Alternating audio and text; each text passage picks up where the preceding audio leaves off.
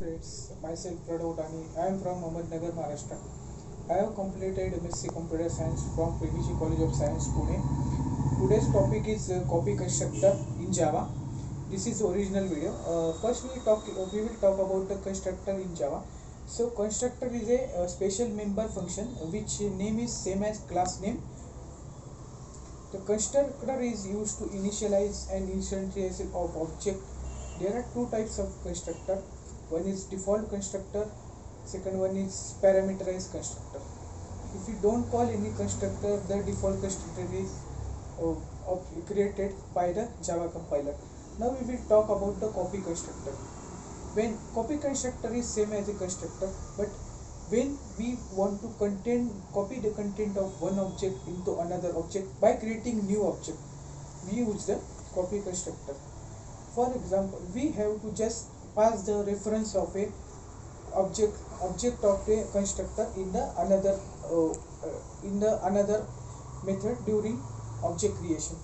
For example, if we create the one object as a class name, from class name object name is equal to new object name, and we are passing the parameters. In second time, if we want to copy the content of one constructor to the another constructor, one object to the another object, we just have to pass the object of constructor one. Means let's take the syntax. Class name object name 2 is equal to new class name and constructor and the object of constructor. For by this we can copy the one constructor, one content of object to the another content. For example, if we are designing the one of the vehicle, and we in 2020, and after 1 year, according to the user requirement, it means we are using the same functionality, but we only use the new functionality.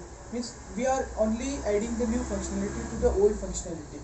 Means, and one of the advantages of one of the and major use of copy constructor is, if we are creating the copy of one object, but if we want to change the content of one object, it does not reflect in the second object. Means we are able to change the two objects separately.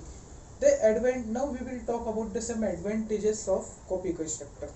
First one is, it is very easier to Java developer.